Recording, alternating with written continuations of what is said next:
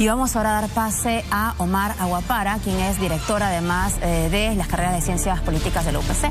Le damos la bienvenida. Buenas tardes. Buenas tardes, Fátima. Gracias por la invitación.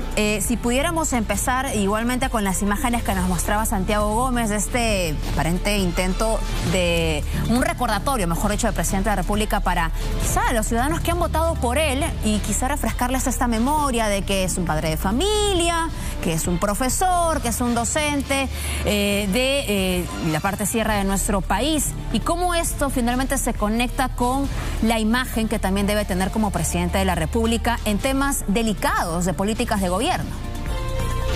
Sí, sin duda, parece que hay una necesidad de reconectar con un votante que parece estar abandonándolo, ¿no? Las encuestas muestran una caída bastante drástica en la aprobación del presidente, incluso en regiones y en partes del Perú donde podía considerar tenía un bolsón electoral.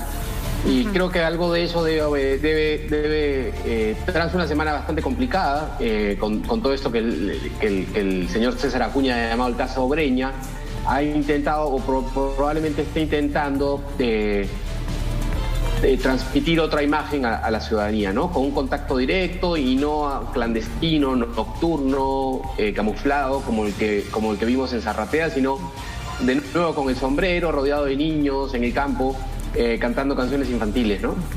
¿Cómo entender además la posición de Alianza para el Progreso? Escuchábamos al señor César Acuña hacer referencia, por ejemplo, a lo que se anunciaba el fin de semana. Probablemente no encontró satisfechas estas expectativas, pero también, además, demorándose un poco en tomar una decisión drástica, ¿no?, respecto de cuál va a ser su posición sobre la vacancia, porque hasta la semana pasada decía en una radio de que él estaba esperando, digamos, o que veía importante que el presidente de la República vaya y se presente al Congreso. Hoy, por otro lado, parece que ya no es de esa idea, sí de proponer una investigación. Le está dando tiempo al presidente, reconociendo además la importancia del voto de la bancada de Alianza para el Progreso.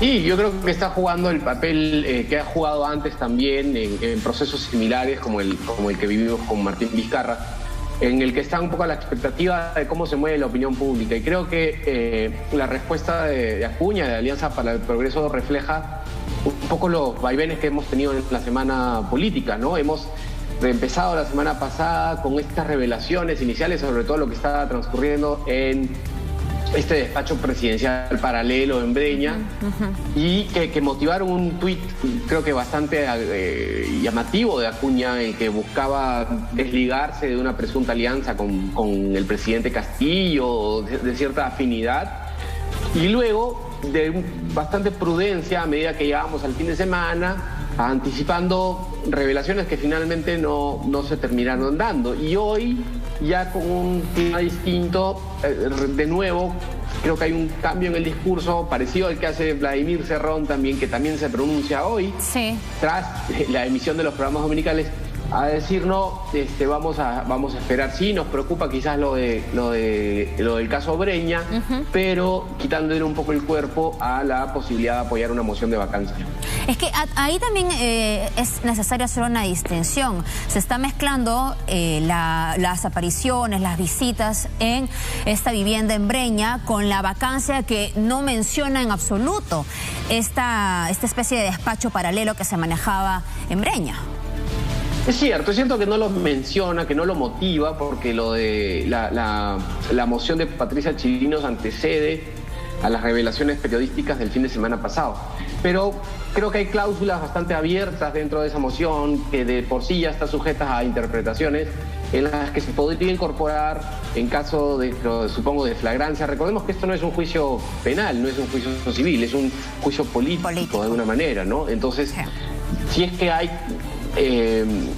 realmente causales, o si es que realmente hay una evidencia contundente, creo que pasaría a un segundo plano, como ha pasado antes, ¿no? Creo que más allá de lo que haya dicho la moción, si hubiésemos cubierto este fin de semana a algo muy revelador, probablemente esa moción hubiese transcurrido, ¿no? Sin mayor Ahora, más allá del tema estrictamente político, que además se discutirá en el Congreso, ya veremos qué sucede mañana. Algunas aproximaciones apuntan a que quizá no se alcanzan a los votos para la admisión, por tanto, el presidente es probable que no vaya a tener que acudir al Congreso, pero también por los indicios de estas investigaciones y revelaciones periodísticas, contratos, personas que han llegado a esta vivienda en Breña, que han sido removidas de sus puestos, de sus cargos públicos.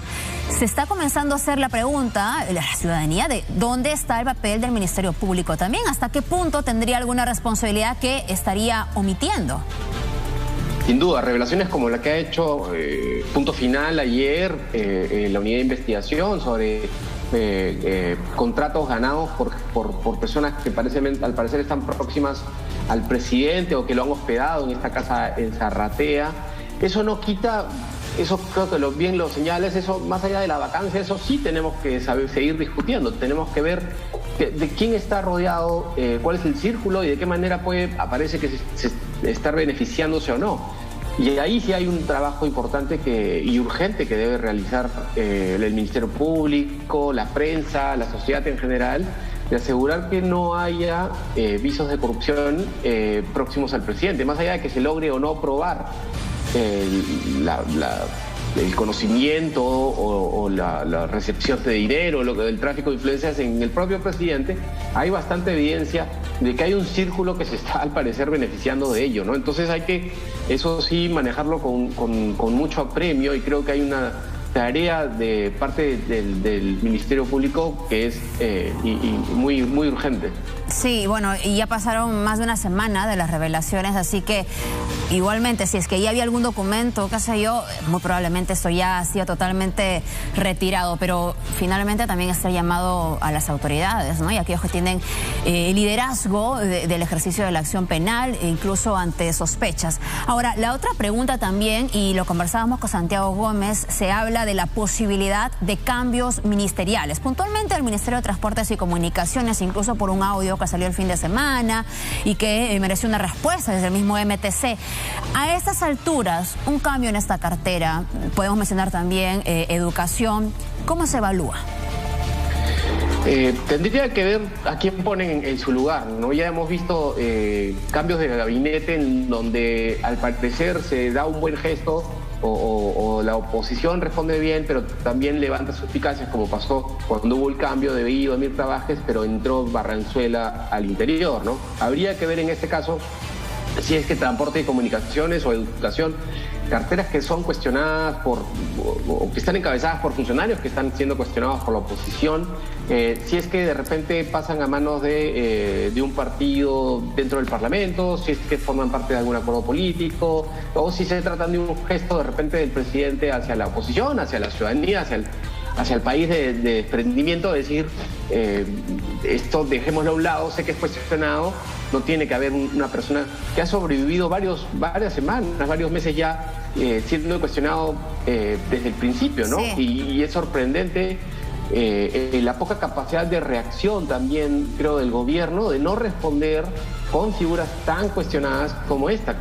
Creo que el costo político es bastante alto para lo que significaría mantener en el cargo a alguien como el ministro Silva. Correcto, pero ahí sigue, como han seguido otros personajes cuestionados hasta que no se aguantaba más la situación y finalmente ahí o se les pedía la renuncia o se les aceptaba la renuncia, pero ya en un punto casi extremo.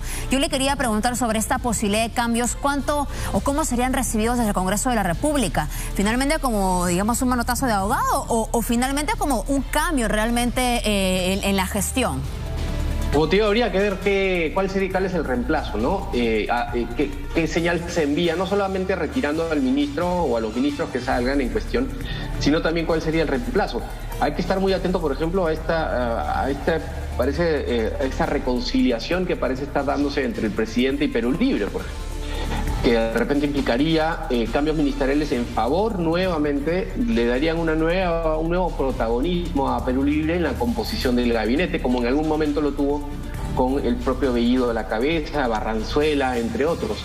Probablemente vaya por ese lado y eso podría darle la tranquilidad de volver a sentirse bienvenido dentro de esta coalición que tiene con Perú Libre, pero no sé si la oposición, el resto de la oposición en el Parlamento lo tome también. Le agradezco mucho, señor Omar Aguapara, por su tiempo y este análisis que viene bien, además, Un gusto, con lo que pueda suceder una mañana. Gracias.